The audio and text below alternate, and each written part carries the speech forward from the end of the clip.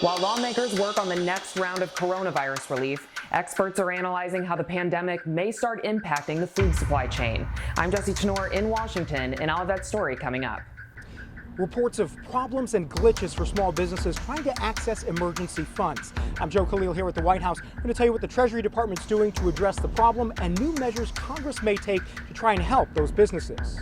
I'm Raquel Merton in Washington. As millions of Americans anxiously await those direct payments from the federal government, one group says they've been left out. Coming up, I'll tell you what lawmakers are doing to try and fix it.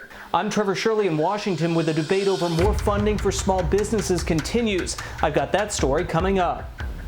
Congress breaks from tradition and allows members to submit bills electronically. I'm Basil John reporting in Washington, why lawmakers believe this is a step in the right direction. I'm Alexandra Limon in Washington. A new report indicates that immigrants and asylum seekers are on hunger strikes because they fear they'll contract COVID-19. I'll explain coming up. Lawmakers say despite a bumpy start, the loan program to save small businesses has been a success. I'm Kelly Meyer reporting from Washington, why they're now asking for more money for the program. I'm Anna Warnicki in Washington. As stay-at-home orders are extended, the reports of domestic violence are rising. I'll have that story coming up.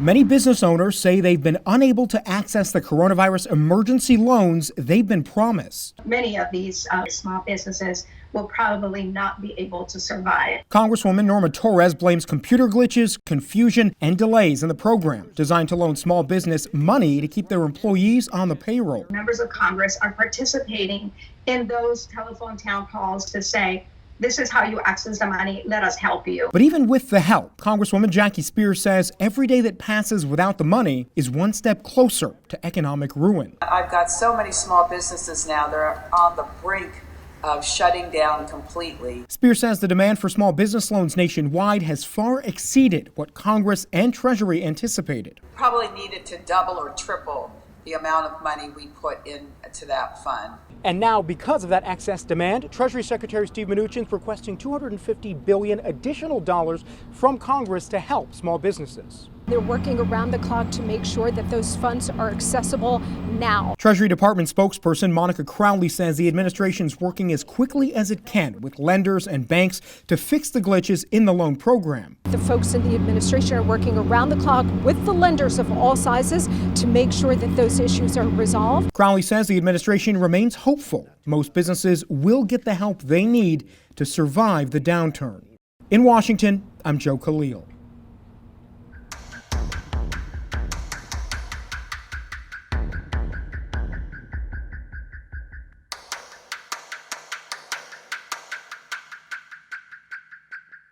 Let's start with the rollout. How's it going so far? Well, there's been some glitches. And look, a lot of this is to be expected, right? This is a brand new program. There isn't a bank in America that's ever made a PPP loan until Friday. There isn't anybody at the SBA that's ever processed one.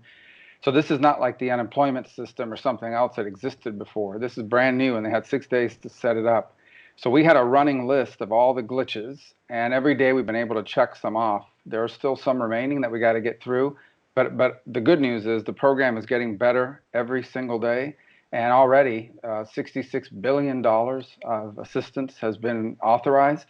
Over 220,000 small businesses across the country have been approved, and I think that number is going to go up incrementally here now as more lenders come online and the forms get easier to do. Do you think the SBA is struggling to get the job done? Yeah, they are struggling because of the volume. I mean, it's a small agency. It's an extraordinary amount of work. But that's why we couldn't do it directly through the SBA. That's why we needed to open it up and allow banks to be the processors. The SBA, there's no government agency that could have possibly handled all of that work. But there's been some impediments there, and so there's a lot going on at the same time. A lot of questions about how this works because it's brand new. The E-Trans system, which is the online portal that they're using to communicate with SBA, has been clogged. Just so many people coming on it. And on top of everything else, there's just a lot of desperation because it's a first come, first served program. So a lot of small businesses are afraid that the program will run out of money before they get in, which is why I hope tomorrow we can add another $250 billion to it to take some of that pressure off. You mentioned that. So how have the conversations been going with the White House, with leadership, both Democratic and Republican? Do you really expect this to happen on Thursday? Well, let me put it to you this way. I can't imagine if it doesn't, because then I think there'll be some real panic among small businesses. At the pace that we're going, program's going to hit its cap a lot sooner than expected. The demand is very, very high. You know, our concern was that people wouldn't know about it. And in fact, people do know about it and are moving quickly, and I understand why. So everybody involved in negotiating this part of the deal knew that we would have to come back at some point and replenish the funds. It's why I asked for more money. Initially, we were only $300 billion. They got us to $350. But I argued this was going to be the most effective and the biggest part of the recovery effort. And now, you know, we're going to come back and try to get more. I wish they would have allowed us to have more at the front end. But that said, I'm very hopeful that it'll happen on Thursday.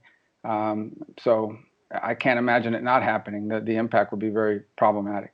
And you mentioned the SBA portal for new non-SBA lenders set to start this morning. Do you see that rolling out okay, and what that means for small business? Yeah, and I put fingers crossed icon on my tweet this morning because, you know, we're hopeful it'll start up this morning. It's something they worked with Amazon Web Services to create. Up until now, the non-SBA traditional lenders have been using a call center. I've been having to call in to get guidance and approvals.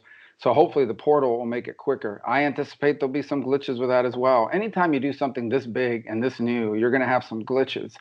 That's just the way it is. And you know, I think that it's important for us to, on the one hand, have urgency about fixing those glitches, but on the other hand, set some expectations that you're asking people, both in the private sector and in government, to do something that didn't exist 2 weeks ago.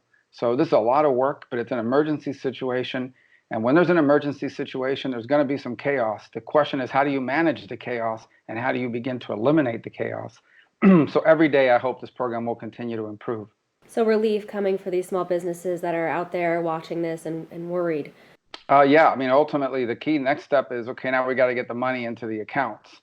So I'll have a call this morning with the Federal Reserve about that piece of it because it is taxpayer money. So that's got to move quickly. So the point is that, you know, that's the key here. The key is ultimately we want to get to a place where small businesses can go get it filled out quickly, and then get the money transferred relatively quickly in a matter of days and hours, not weeks and months.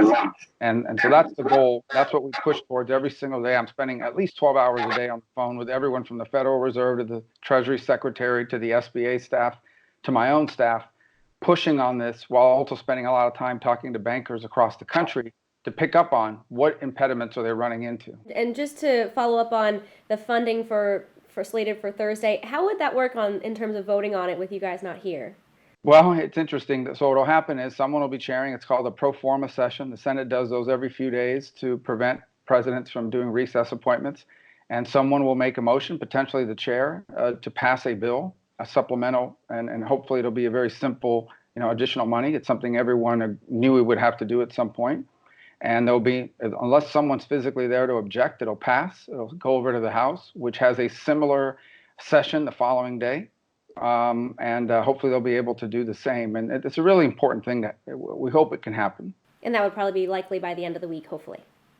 Well, Thursday, the House is in session on Friday, the Senate on Thursday. So after that, we won't be doing this for another week. And by then, we may be out of money in the fund. I don't want to see us get to that point. That would create real chaos and concern. Is there anything else you'd like to add that I didn't touch on? No, I just ask everyone to have a little bit of, look, I know it's hard to ask for patience when your business has been closed for 3 weeks and you've had to lay people off. I get it, and I do understand it. I do ask for understanding. This is a brand new program. It was launched with 6 days preparation. It passed on a Friday. It launched the following Friday. We gave them 6 days to stand it up. No one's ever done it before. It's very big. It applies to 90% of the companies in America. Over 60 million small businesses are eligible. So it's going to take some time to work through the glitches. I want everyone to know on my end, you know, I am doing everything I can every single day to address the issues. And we've been able to knock a lot of them down and a few remain. And I hope every day this will get better, and we're also doing everything we can to make sure it doesn't run out of money, and hopefully we'll have good news on that before the end of the week.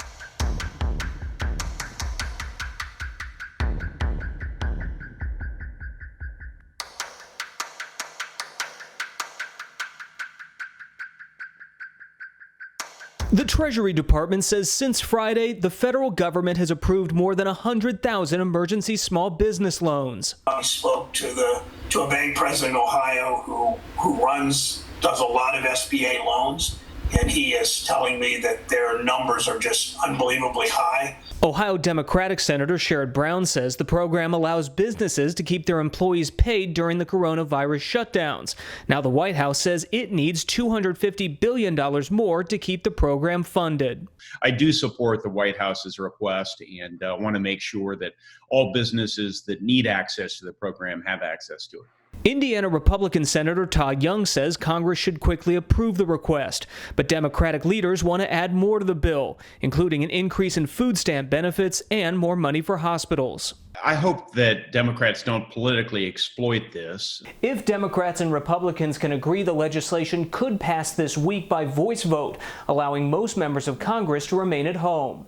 My hope and expectation is that everyone will not have to be called back. I think that would really be unfortunate. Whatever a compromise looks like, both sides agree on one thing.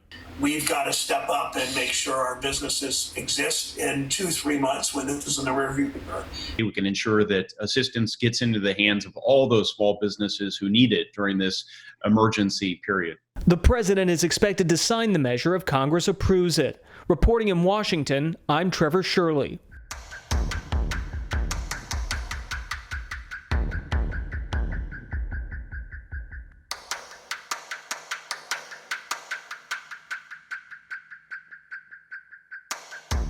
It started off as a health crisis, and it's really led to an economic crisis as well. As members of Congress like Alabama's Terry Sewell work on additional ways to combat the economic side effects of the coronavirus, experts in Washington say the next impact could be on the food supply chain. The entire supply chain was emptied out, from the stores back to the distribution centers, back to the manufacturers. Cheryl Druhl, an associate professor at George Mason University, says right now, grocery stores are meeting the demand and keeping most of their shelves stocked. Manufacturers are already shifting production to focus on higher need items, but those changes could bring new problems. The bigger concern, of course, is the financial stability of those smaller producers, and even some of the large ones, of course, as well. Druhl warns if layoffs start happening at the production level, limited supply may force small grocers to close and larger stores to start enforcing widespread rationing. Even if the supply chain holds, many Americans are already worrying about how to pay for the food they need. The unemployment rates have skyrocketed. They're higher than ever. Heather Taylor with Bread for the World is asking Congress to pump more money into food assistance programs to help the millions of new people who may need those benefits to buy food. Clearly, this pandemic will last for months, but the recovery process will extend even longer. Democrats like Congresswoman Sewell are pushing to include that increased funding in the next stimulus bill. In Washington, I'm Jessie Tenor.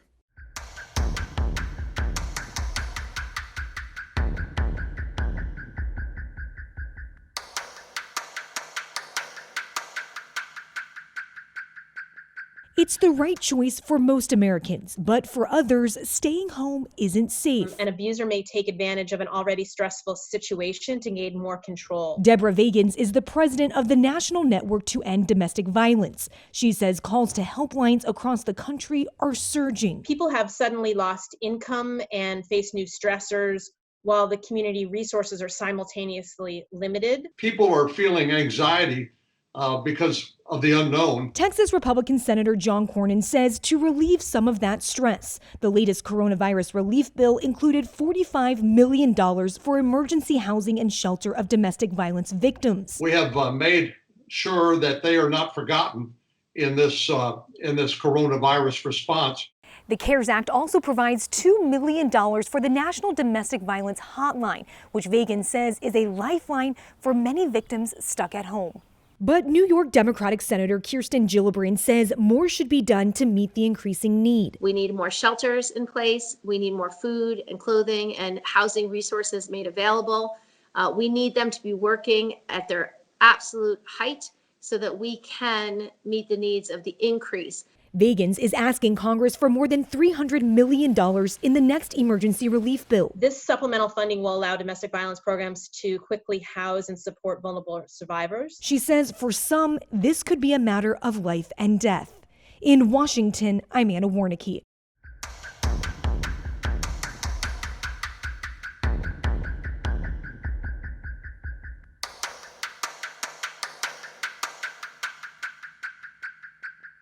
Whether it's through direct deposit or a check in the mail. Right now, millions of struggling Americans are anxiously awaiting direct payments promised by the federal government. You know, everyone in the country was looking through, like, how do I qualify? How do I get my check? Michigan Congresswoman Alyssa Slotkin says the money, up to $1,200 for adults and $500 for kids, will help families in need. But there was a gap, and we started hearing from Michigan State students first. Many college students or dependent disabled adults don't qualify for anything. So their parents weren't getting the extra $500 and they weren't getting the $1,200. Getting that extra $500 is a big deal to a lot of our families. Now, a growing number of lawmakers are pushing a plan to include college students under 24 and other adults that are dependent or included in any future payments. Iowa Congresswoman Cindy Axne says no family should be shortchanged during a pandemic. We need to make sure that we're helping every single person in this country during this difficult time. Right now, Speaker of the House Nancy Pelosi and the White House aren't backing the plan, but say they do want to send more money to families. Still, Republicans like Senator Tom Tillis say it's important not to rush. The first thing we need to do is fully execute, not take our eyes off the ball on implementing phase 3. And then figure out what gaps we need to fill. The IRS says the first payments are expected to arrive through direct deposit within the next 2 weeks. In Washington, Raquel Martin.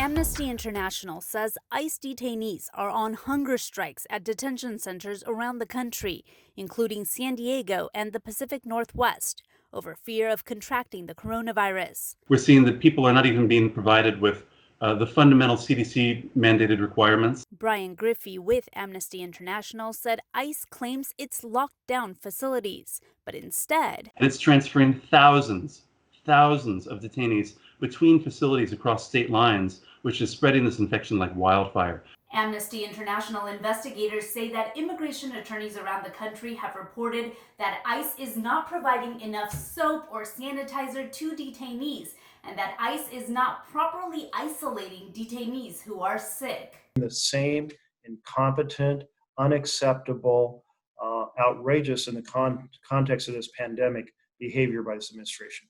Oregon Senator Jeff Merkley says it's hard to verify what is and is not happening at ICE facilities because of a lack of transparency. In a statement, ICE denied the allegations, saying sick detainees are housed separately and some are hospitalized. Soap is provided in all showers and sinks, and sanitizer is available for staff. ICE also says more than 160 people have been released from custody because they are high risk due to age or other health issues, and the agency continues to evaluate others. In Washington, Alexandra Limon.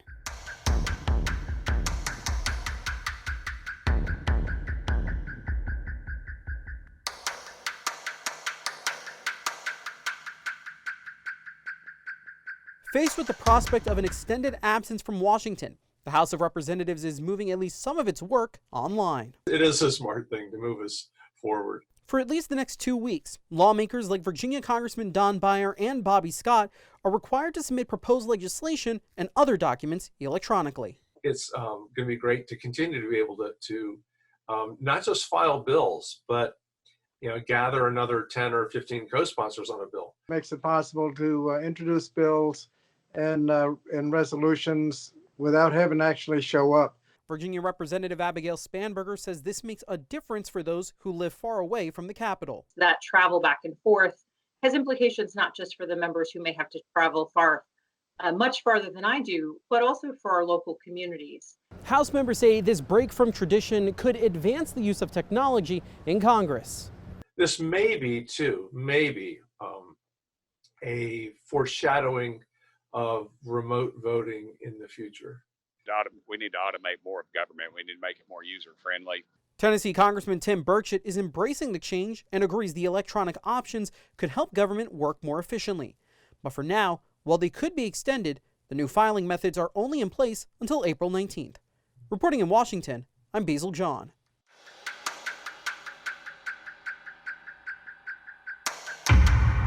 Please don't politicize this virus.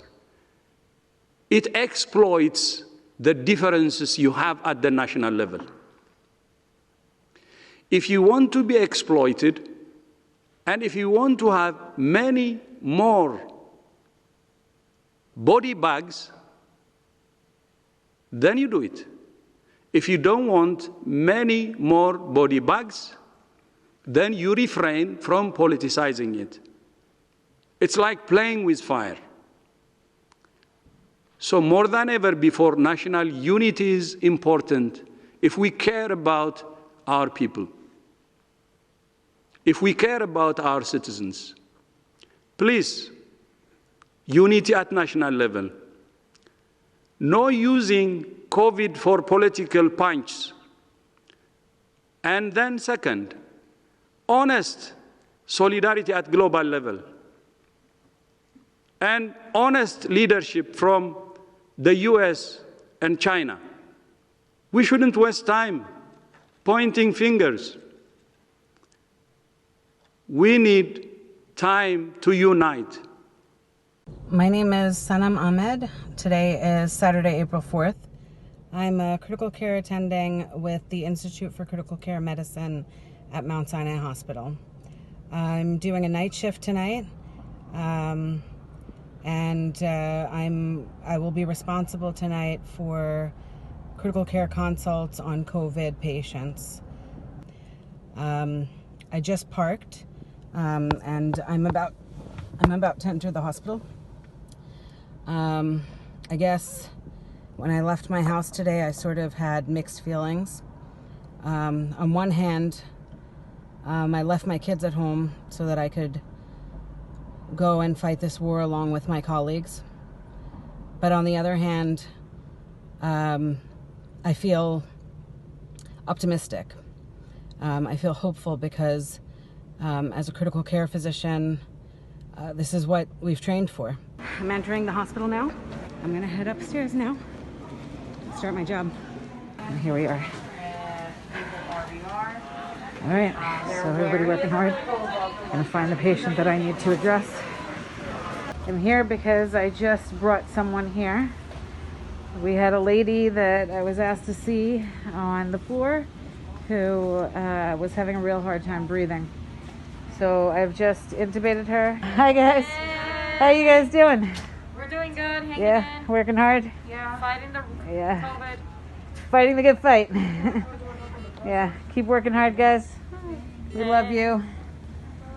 So we have patients here ranging in age from 31 to in the 80s, and we're working hard to save them. We have our ICU team here. Hi guys. Hey. Everybody's working hard, awake despite the late hour. Okay, so it is the morning of Sunday, April 5th, and I have just finished my night shift. And I'm gonna I'm actually getting ready to go home now. I walked out. A little mark here from wearing my mask all day.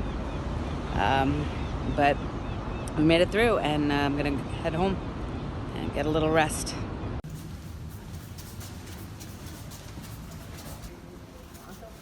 Era il termine giusto, perché adesso siamo leggermente più tranquilli. Un paio di giorni, Sì, da adesso, oggi, ieri, non parliamo ma all'inizio quando c'era un'affluenza di 80, 100, 150 persone al giorno, dicevi no, non ce la faremo mai, no, non è possibile. Poi ogni giorno vivevi la realtà del giorno, perché il giorno dopo comunque cambiava.